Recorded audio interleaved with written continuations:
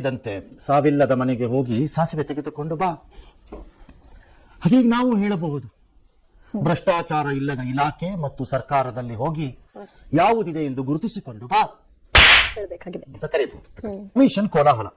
ಬಸವರಾಜ ಬೊಮ್ಮಾಯಿ ಅವರ ನೇತೃತ್ವದ ಸರ್ಕಾರ ಇದ್ದಾಗ ಅವತ್ತಿನ ವಿಪಕ್ಷ ಕಾಂಗ್ರೆಸ್ 40% ಕ್ಯಾಂಪೇನ್ ಮಾಡಿ ಗೋಡೆಗೆಲ್ಲ ಪೇನು ಉಜ್ಜಿಕೊಂಡ್ರು ಅವತ್ತಿನ ಲೀಡರ್ಗಳು, ಇನ್ಕ್ಲೂಡಿಂಗ್ ಸಿದ್ದರಾಮಯ್ಯ ಮತ್ತು ಡಿ ಕೆ ಶಿವಕುಮಾರ್ ಅವರು. ಗೋಡೆಗೆಲ್ಲ ಉಜ್ಜಿಕೊಂಡ್ರು ಮೈನೋಗಿ ಪೋಸ್ಟ್ ಅಂಟಿಸ್ಬಿಟ್ಟು.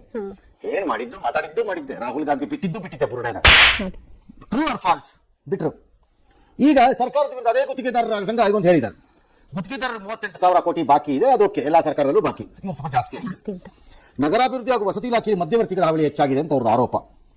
ಸಿಎಂ 100 ಪುಟದ ಮಾಹಿತಿ ಕೊಟ್ಟಿದ್ದೀವಿ, ಯಾವ ಸಮಸ್ಯೆನೂ ಬಗೆಹರಿದಿಲ್ಲ ಗುತ್ತಿಗೆದಾರದ್ದು ಅಂತ. ಕೊಟ್ಟು ಮಾತಿನಂತೆ ನಡ್ಕೊಂಡಿದ್ದೀವಿ. ಕಳೆದ ಸರ್ಕಾರಕ್ಕಿಂತ ಈ ಸರ್ಕಾರದಲ್ಲಿ ಪರ್ಸೆಂಟೇಜ್ ಜಾಸ್ತಿ ಆಗಿದೆಯಂತೆ. ಆಗ್ಲೇಬೇಕಲ್ವೇ, ಸಹಜ ನ್ಯಾಯ ಅದು. ಸಂಬಳ ಜಾಸ್ತಿ ಆಗುತ್ತದೆ, ಹಾಗೆ ಗಿಂಬಳವೂ ಜಾಸ್ತಿ ಆಗಬಾರದೆ, ಆಗ್ಬೇಕಲ್ಲ, ಸಹಜ ನ್ಯಾಯ. ನನ್ನ ಪ್ರಕಾರದ ತಪ್ಪೇ ಅಲ್ಲ ಅದು. ಹೇಳ್ಕೊಂಡ್ ಬಂದಿದ್ದೆ ಬೇರೆ ಅಲ್ವಾ ಸರ್? ಅದು ಬೇರೆ ವಿಚಾರ. ಹೇಳ್ಕೊಂಡು 1000 ಬರ್ಬೋದು, ಅದೇನಿಗೆ ಹೇಳುವಾಗ ಹೇಳಿದ್ವಿ ಅಷ್ಟೇ. ಕಳೆದ ಸರ್ಕಾರಕ್ಕಿಂತ ಪರ್ಸೆಂಟೇಜ್ ಜಾಸ್ತಿ ಆಗಿದೆ. 40, 60, 80 ಅಂತೆಲ್ಲ ಹೇಳಲ್ಲ. ಎಷ್ಟು ಅಂತ ಬಹಿರಂಗ ಪಡಿಸ್ತೀವಿ, ಗುತ್ತಿಗೆದಾರ ಸಭೆ ಸಮಸ್ಯೆ ಬಗೆಹರಿಸಿ, ಇಲ್ಲ 5ನೇ ತಾರೀಕು ಪರ್ಸೆಂಟೇಜ್ ಸಮೇತ ಹೇಳ್ತೀವಿ ಅಂತೆಲ್ಲ ಅವ್ರು ಹೇಳಿದ್ದಾರೆ. ಈಗ ಅಲ್ಲಿ ಯಾರೋ ಒಂದಷ್ಟು ಫೋನ್ ಹೋಗುತ್ತೆ, ಎದುರಿಸ್ತಾರೆ. ಮ್ಯಾಮ್ ಇಡಕ್ಕಾಗಲ್ವಾ, ಟೆಂಡರ್ ಬೇಕಾ ನಿನ್ಗೆ ಬೇಡವಾ ಅನ್ಕೊಂಡು ಒಂದಷ್ಟು ಎದುರಿಸ್ತಾರೆ. ಅವ್ರು ಬಗ್ತಾರೋ ಇಲ್ವೋ ಗೊತ್ತಿಲ್ಲ. ನೋವಿದೆ, ಆಕ್ರೋಶ ಇದೆ. ಏನೋ ಒಂದು ಆಗುತ್ತೆ, ಒಂದು ವಾರ ಕೆಲಸ ಸ್ಥಗಿತಗೊಳಿಸ್ತೀವಿ. ರಾಹುಲ್ ಗಾಂಧಿ ಪತ್ರ ಬಳಿ. ರಾಹುಲ್ ಗಾಂಧಿಗ ಯಾಕೆ? ಅವ್ರಿಗೆ ಗೊತ್ತ ಅವೆಲ್ಲ ಬೇಡ. ಖರ್ಗೆ ಅವ್ರು ಗೊತ್ತೇ ಇಲ್ಲ. ಕರ್ನಾಟಕ ಎಲ್ಲಿದೆ ಮ್ಯಾಪಲ್ಲಿ? ಅವ್ರು ಆಲ್ ಇಂಡಿಯಾ ಅಧ್ಯಕ್ಷರು. ಕರ್ನಾಟಕ ಯಾವ ಕಡೆಗೆ ಬರುತ್ತೆ ಅವ್ರಿಗೆ ಗೊತ್ತೇ ಇಲ್ಲ. ಅದು ಗೊತ್ತಿಲ್ಲ ಅವ್ರಿಗೆ, ಅದೆಲ್ಲ ಗೊತ್ತಿಲ್ಲ ಅವ್ರಿಗೆ. ಬಿಟ್ಬಿಡಿ ಅದು. ಅಲ್ಲ ಅವ್ರಿಗೆ ಗೊತ್ತು, ಅಲ್ಲಿ ಗೊತ್ತು, ಅಲ್ಲಿ ಸಿಕ್ಕಾಪಟ್ಟೆ ಗೊತ್ತು ಅವ್ರಿಗೆ, ಆಲ್ ಇಂಡಿಯಾ ಖರ್ಗೆ ಅವ್ರಿಗೆ. ಇನ್ನು ಗುತ್ತಿಗೆದಾರರ ಸಂಘದ ಆರೋಪಕ್ಕೆ ಬೈರತಿ ಸುರೇಶ್ ಕೊಟ್ಟರು, ಗಾಳಿಯಲ್ಲಿ ಗುಂಡೊಡಿಬೇಡಿ, ದಾಖಲೆ ಸಾಕ್ಷಿ ಇದ್ರೆ ಕೊಡಿ. ಇದನ್ನೇ ಆ ಸರ್ಕಾರದಲ್ಲೂ ಎಲ್ಲರೂ ಹೇಳಿದ್ದು ಸರ್. ನಿಮ್ಮ ಸಾಹೇಬ ಮಾಡಿದ್ದೇನು ಹೇಳಿ, ನಿಮ್ಮ CM ಸಾಹೇಬ ಅವತ್ತು ನಿಮ್ಮ ಸಾಹೇಬ ತಾನೇ ಏನ್ ಮಾಡಿದ್ರು, ಇದನ್ನೇ ಅವಾಗ್ಲೂ ಹೇಳಿದ್ದು, ದಾಖಲೆ ಕೊಡ್ರಿ ಅಂತ. ಅದ್ರ ಬಗ್ಗೆ ಬಿಟ್ಟು ಮಾತಾಡೋರು. ಅರ್ಥ ಆಯ್ತು ಅನ್ಸುತ್ತೆ. ಸಚಿವ ಜಾರಕಿಹೊಳಿ ಅಂತ ಯಾವ ಮಧ್ಯವರ್ತಿಗಳಾಗಲೂ ಇದ್ದಾರೆ, ಈಗಲೂ ಇದ್ದಾರೆ. ಹಂಗೆ ಹೇಳ್ಬಿಟ್ರೆ ಮುಗಿದೋಯ್ತಪ್ಪ. ಇದು ನಾನು ಪ್ರಶ್ನೆ ಅಲ್ಲಪ್ಪ, ನಾನು ಸನ್ಯಾಸಿ ಅಲ್ಲ, ನಾನು ಪ್ರಶ್ನೆ ಅಲ್ಲಪ್ಪ, ನಾನು ಸತ್ಯವಂತ ಅಂತ ಹೇಳಲ್ಲಪ್ಪ ಅಂದ್ಬಿಟ್ರೆ ಆಗೋಯ್ತಪ್ಪ. ಇಂಡೈರೆಕ್ಟ್ ಆಗಿ ಒಪ್ಕೊಂಡಾಗ ಹಂಗ ಅಂದ್ಬಿಟ್ರೆ ಆಗೋಯ್ತು. ಸುಮ್ಮನೆ ಪರವಾಗಿಲ್ಲ ಕೊಟ್ರೆ ನಾವು ಹೇಳಬಿಟ್ಟ ಅವ್ನ ಹಾಗೆ ಹಿಂಗೆ ಇದ್ದೇವೆ. ಇದು ಆಗ್ಲೂ ಇದಾರೆ, ಈಗಲೂ ಇದ್ದಾರೆ. ಅಂದ್ರೆ ಏನೀಗ ಆಗ್ಲೂ ಹೆಸ್ಕೆ ತಿಂತಾ ಇದ್ರು, ನೀವು ಯಾಕೆ ಅವಾಗ ಹೆಸ್ಕೆ ತಿನ್ನೋ ಕೆಲಸಕ್ಕೆ ಅನೌನ್ಸ್ಮೆಂಟ್ ಮಾಡ್ಕೊಂಡು ಹೋದ್ರಿ, ಗೋಡೆ ಕಟ್ಟಿಸ್ಕೊಂಡು? ಹಾಗೆ ಹೆಸ್ಕೆ ತಿಂದ್ರಿ ನೀವು ಹಂಗಾರೆ? ನಾನು ಯಾರು ಕೇಳಂಗಿಲ್ಲ. ಅದೆಲ್ಲ ತಿನ್ಕತ್ತೆ. ನಿರೀಕ್ಷೆ ಮಾಡಂಗಿಲ್ಲ. ಈಗಲೂ ಇದ್ದಾರೆ. ಯಾವ ಇಲಾಖೆಗೆ ಎಷ್ಟು ಕೋಟಿ ಇದೆ ಅಂತ ನೋಡಿ. ಜಲಸಂಪನ್ಮೂಲ ಇಲಾಖೆ 13,000 ಕೋಟಿ ಅಂತೆ. PWD ಇಲಾಖೆ ಅದು ಅವ್ರ ಮಿನಿಸ್ಟರ್ ಬಿಸಿ ಇದಾರಪ್ಪ. ಅವ್ರು CM ಯಾವಾಗ ಆಗ್ತೀನಿ ನಿಂತಿದ್ದಾರೆ. ನೀವು ಒಳ್ಳೆ ಕಾತು. PWD ಇಲಾಖೆ 8,000 ಚಿಲ್ಲರೆ. RDPR 3,800. ಮಲ್ಲಿಕ ಇವರು ಖರ್ಗೆ ಅವ್ರದ್ದು. ಅದು ತೊಂದರೆ ಇಲ್ಲ. ಏನ್ ಕೇಳೋದಂದ್ರೆ ಏನ್ ಅರ್ಥ? ರಾಜ್ಯಕ್ಕೋಸ್ಕರ ದುಡ್ಕೊಂಡು ಬಿದ್ದೀನಿ, ನಮ್ಮ ಪಡೆ ನಾವು ದುಡ್ಡು ಮಾಡ್ಕೊಂಡಿರ್ತೀವಿ ಅಂತಾರೆ ಯಾರೊಬ್ರು.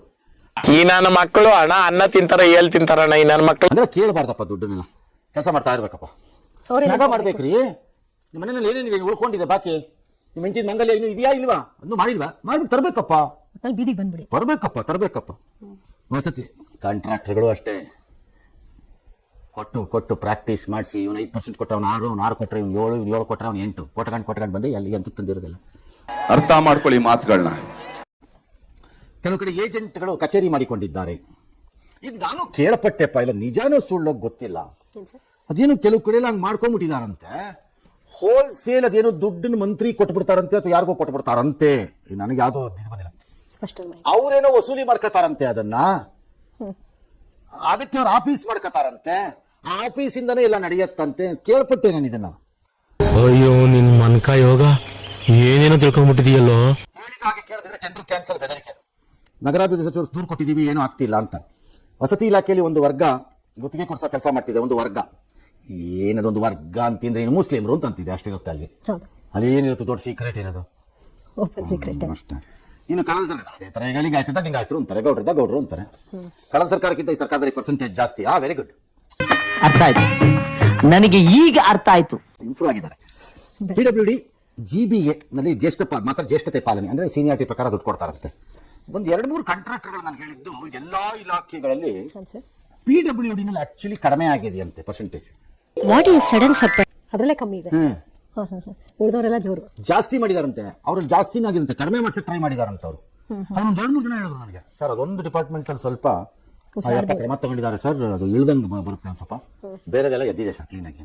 ಬಟ್ ಕಂಪೇರ್ ಮಾಡಿದ್ರೆ ಹಿಂದಿಗೆ ಕಂಪೇರ್ ಮಾಡಿದ್ರೆ ಬ್ಯಾಲೆನ್ಸ್ಡ್ ಆಗಿದೆಯಾ ಇಲ್ವಾ ಅದು ಇದೇ ಇಳಿದಿದೆ ಅಂತಾರೆ ಓಕೆ ನಂಗೆ ಗೊತ್ತಿಲ್ಲ, ಇದು ನನ್ಗೆ ಯಾರೋ 2-3 ಜನ ಹೇಳಿರೋದು. ಅಷ್ಟು ಮಟ್ಟಿಗೆ ಸುಧಾರಿಸಿದೆ. ಸಣ್ಣ ಮತ್ತು ಮಧ್ಯಮ ವರ್ಗದ ಗುತ್ತಿದಾರರಿಗೆ ಅನ್ಯಾಯ, ಟೆಂಡರ್ ಅನುಮೋದನೆ ಹಿಂದಿನ ಸರ್ಕಾರಕ್ಕಿಂತ ಅವ್ಯವಸ್ಥೆ, ಪ್ಯಾಕೇಜ್ ಅಲ್ಲಿ ಕರೆಯೋದು, ಸಚಿವರ ಅನುಕೂಲಕ್ಕೆ ತಕ್ಕಂತೆ ಪ್ಯಾಕೇಜ್ ಟೆಂಡರ್ ಮಾಡೋದು. ಚೆನ್ನಾಗಿದೆ ಸ್ಕೀಮ್. ಅದ್ಯಾರೋ ಒಬ್ರು ಆಫೀಸರ್ ಹೇಳಿದ್ ನನಗೆ, ಇದರ ಕಲ್ಯಾಣ ಕರ್ನಾಟಕನ ಹೈದರಾಬಾದ್ ಕರ್ನಾಟಕದಲ್ಲ ಇಲ್ಲ ಅಲ್ಲೆಲ್ಲ ಹೇಳಿದ್ರು, ಎಲ್ಲ ಹೇಳಿದ್ರೆ ಹೈದರಾಬಾದ್ ಕರ್ನಾಟಕನೇ ತಾನೆ ಕಲ್ಯಾಣ ಕರ್ನಾಟಕ. ಅಲ್ಲಿ ಯಾರೋ ಲೋಕಲ್ ಪೊಲಿಟಿಷಿಯನ್ಸ್ ಕರೀತಾರಂತೆ ಆಫೀಸರ್ಸ್ ಅನ್ನ. ಓಕೆ ಸುಮ್ಮನೆ ಫಾರ್ ಎಕ್ಸಾಂಪಲ್ ಸಬ್ ಇನ್ಸ್ಪೆಕ್ಟರ್ ಅಂತ ಇಟ್ಕೊಳ್ಳಿ, ನೀನು ಎಷ್ಟು ಕೊಟ್ಟು ಬಂದಿ ನೀನು ಅಂತಾರಂತೆ. ಈ ಪೊಲೀಸ್ ಸ್ಟೇಷನ್ ಕೊಡೋದೇನು ಬಂದ್ ಸರ ಅಂತಾರೆ, ನೀವೇ ನಮಗೆ ಕೊಡ್ಬೇಕಂತಾರೆ. ಹಂಗೆಲ್ಲ ಆಗೋಂಗಿಲ್ಲ ನೋಡಿ, ಬೆಂಗಳೂರಿನಾಗ 25, 30, 40, 50 ಕೊಟ್ಟಾರಂತ, ಇಲ್ಲಿ ಒಂದು 15, 26 ಕೊಡು ನೀನು, ಕೊಟ್ಟು ಮಾಡು, ಇಲ್ಲದ್ರೆ ಹೋಗಿ ಬೇರೆ ಕಡೆಗೆ ಅಂತಾರಂತೆ. ಅವ್ರು ಹೇಳ್ತಿದ್ರು ಅಲ್ಲ ಕಾಮನ್ ಸೆನ್ಸ್ ಇಲ್ದಿರೋ ಲೆವೆಲ್ಗೆ ಹೋಗ್ಬಿಟ್ಟಿದ್ದಾರೆ. ಬೆಂಗಳೂರಲ್ಲಿ ಅರ್ನಿಂಗ್ ಏನು, ಅಲ್ಲಿ ಯಾವುದೋ ಪೊಲೀಸ್ ಸ್ಟೇಷನ್ ಮೂಲೆಯಲ್ಲಿ ಅರ್ನಿಂಗ್ ಏನು, ಅಲ್ಲಿ 20 ಕೊಟ್ಟು ಹೋಗೋದೇನು, ಎಲ್ಲ ಕಲ್ತು ಬಿಟ್ಟಿದ್ದಾರೆ ಸರ್ ಬೆಂಗಳೂರಿನವರಿಂದ ಅಂತ. ಈ ಬಡತವಿಂದ ದೇಶ ಉದ್ಧಾರ ಆಯ್ತದ. ಹಿಂದೆ ಕಾಂಟ್ರಾಕ್ಟರ್ ಸಂಘದ ಅಧ್ಯಕ್ಷ ಪ್ರೆಸ್ ಕಾನ್ಫರೆನ್ಸ್ ಅಂತ ಯಾರ್ದೋ ಮನೆಯಿಂದ ಆಚೆ ಬಂದು ನಿಂತ್ಕೊಂಡ್ಬಿಟ್ಟು ಯಾರೋ ಒಬ್ಬ ಮಂತ್ರಿ, ಮುನಿರತ್ನ ಹೆಸರು, ಮುನಿರತ್ನ ಏನು ಒಂದು 4 ಕಾಲ ದಾಖಲೆ ಇರಲಿಲ್ಲ ಅವತ್ತು. ನೀವೆಲ್ಲ ತಗೊಂಡ್ರಿ, ಇನ್ಕ್ಲೂಡಿಂಗ್ ಬೈಸಿ ಸುರೇಶ್ ಮಜಾ ತಗೊಂಡ್ರಿ, ಎಲ್ಲ ಹಾಗೆ ಬಿಡ್ತು ಅನ್ನೋ ತರ ತಗೊಂಡ್ರಿ ಮಜಾನ. ಈಗ ಹೇಳಿದ್ರೆ ಏನಾದ್ರು ದಾಖಲೆ ಕೊಡ್ಬೇಕು ಅಂದ್ರೆ ಹಂಗಾಗಲ್ಲ. ಎಲ್ಲ ಟೆಂಡರ್ಗಳಲ್ಲಿ ಮಂತ್ರಿಗಳ ಪಾತ್ರ, ಭೈರತಿ ಸುರೇಶ್ ಒಂದೇ ಅಲ್ಲ, ಎಲ್ಲಾ ಮಂತ್ರಿಗಳದ್ದು ಪಾತ್ರ ಇರುತ್ತೆ. ಎಲ್ಲ ಇಲಾಖೆ ಇಲ್ಲದೇನೆ ಪಾಸ್ ಆಗ್ಬಿಡುತ್ತಾ ಆಫೀಸರ್ಸ್ ಅಲ್ಲಿ, ಸುಮ್ಮನೆ ಯಾಕೆ ಬುರುಡ ಬಿಡ್ತೀರ್ರಿ. ಆಮೇಲೆ ಮಂತ್ರಿಗಳು ಶುಡ್ ಬಿ ವೆರಿ ಕೇರ್ಫುಲ್ ರೀ.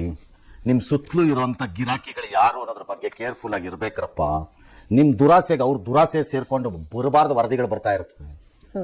ಹಂಗಾಗಿ ಇಲ್ಲವೇ ಇಲ್ಲ, ಜೀರೋ, ಸತ್ಯಹರಿಶ್ಚಂದ್ರ ಮೊಮ್ಮಕ್ಕಳು ಅಂತ ಹೇಳಿದ್ರೆ ಕೇಳೋನು ಯಾವನು, ಯಾರು ಕೇಳಲ್ಲ, ಎಲ್ಲ ಇಲಾಖೆನೂ ಸೇರಿ. ಎಸ್, ಎಲ್ಲ ಅನುಭವಿಸ್ಲಿ ಸರ್ಕಾರ ಅಷ್ಟೇ. ಈಗ ರಾಹುಲ್ ಗಾಂಧಿ ಎಲ್ಲ ಮಾತಾಡೋದು, ನರೇಂದ್ರ ಮೋದಿ ಅಂತಂದ್ರೆ ಮಾತಾಡ್ತಾರೆ, ಅದನ್ನ ಹೇಳಿ ಮಾತಾಡ್ತಾರೆ ನ್ಯಾಷನಲ್ ಲೆವೆಲ್ ಅಲ್ಲಿ ಇದೇ ಗುತ್ತಿಗೆದಾರ ಏನಾರ ಪಿ ಕೇಂದ್ರ ಸರ್ಕಾರದಲ್ಲಿ ಮೋದಿ ಅವ್ರ ಸರ್ಕಾರದಲ್ಲಿ 5% ಕೇಳ್ಬಿಟ್ಟಿದ್ದಾರೆ. ಜನ ಬಾರ ಇಲ್ಲಿ ಹಾಗೆ ಹೋಯ್ತು. ಕೇಂದ್ರ ಸರ್ಕಾರ ನಾಳೆ ಬೆಳಿಗ್ಗೆ ನೇಣೆ ಮೋದಿಗೆ ಪ್ರೊಟೆಸ್ಟ್ ತಗೊಳ ಎಳ್ಕಳ ಒಳಕ್ಕೆ ಆಗ ಹೋಗಿದ್ದೀರಿ ಹೇಳಿಲ್ಲ ಗುತ್ತಿಗೆದಾರ. ಕಂಪನಿ ಹೇಳಿದಾಗ ರುಚಿಯಾಗಿತ್ತ ರಸಗುಲ್ಲ ತರ ಶಿವಕುಮಾರ್ ಸಿದ್ದರಾಮಯ್ಯವ್ರಿಗೂ. ಈಗ ಅದು ಹಾಗಲಕಾಯ ಅದು, ಈಗ ಅದು ಹಾಗಲಕಾಯಿ, ಅದೇ ಸಂಘ ಹಾಗಲಕಾಯಿ, ಅವಾಗ ರಸಗುಲ್ಲ. ಕರಪ್ಟ್ ಫೆಲೋಸ್ ಜೊತೆನಲ್ಲಿ ಒಟ್ಟಾರೆಯಾಗಿ ವ್ಯವಸ್ಥೆ ಸೇರ್ಕೊಂಡ್ಬಿಟ್ಟಿದೆ. ನಾನು ಹೇಳದ್ನಲ್ಲ, ಬುದ್ಧ ಸಾವಿಲ್ಲದ ಮನೆಯಲ್ಲಿ ಸಾಸಿವೆ ನೆನೆದಂಗೆ ಆಯ್ತು ಅಷ್ಟೇ. ಅನುದಾನದ ವಿಷಯದಲ್ಲಿ ಪದೇ ಪದೇ ಕೇಳಿ ಬರ್ತಾ ಇದೆ, ಎಲ್ಲ ಇಲಾಖೆಯಲ್ಲಿ ಉಳಿಸ್ಕೊಂಡಿದ್ದಾರೆ. ಇವತ್ತಿನ ಈ ಸ್ಥಿತಿಗೆ ಏನ್ ಕಾರಣ? ಕಾರಣ ದುಡ್ಡಿಲ್ಲ ಅಷ್ಟೇ, ಏನಿಲ್ಲ, ದುಡ್ಡಿಲ್ಲ. 1.25 ಲಕ್ಷ ಕೋಟಿ ಹೋಗ್ತಾ ಇದೆ ದುಡ್ಡು ಗ್ಯಾರಂಟಿನಲ್ಲಿ, ಮತ್ತೆ ಎಲ್ಲ ಬಂದು ಸೇರ್ಕೋತಾ ಇದೆ. ಮತ್ತೆ ಇದ್ರ ಜೊತೆಗೆ ವರ್ಕ್ ಮಾಡ್ಸಕ್ ಹೋಗ್ತಾ ಇದ್ದಾರೆ. ಸಾಲ ಜಾಸ್ತಿ ಮಾಡಿದ್ದಾರೆ, ಬಾಯಿಗೆ ಬಂದಂಗೆ ಸಾಲ ಮಾಡಿದ್ದಾರೆ. ಸಾಲ ಮರುಪಾವತಿ ಆಗಬೇಕು, ಬಡ್ಡಿ ಮರುಪಾವತಿ ಆಗಬೇಕು. ಇದನ್ನೆಲ್ಲ ಮುಚ್ಚಿಡ್ತಾರೆ. ಆಡಿಟ್ ರಿಪೋರ್ಟ್ಸ್ ಅಲ್ಲಿ ಆಚೆ ಬರುತ್ತೆ, ಎಲ್ಲೂ ಹೋಗಲ್ಲ, ಆಚೆ ಬರುತ್ತೆ. ಎಂತೆಂತವ್ರಿಗೋ ಸಾವು ಬರುತ್ತೆ, ನಿನಗ್ ಬರಲ್ವಲ್ಲ.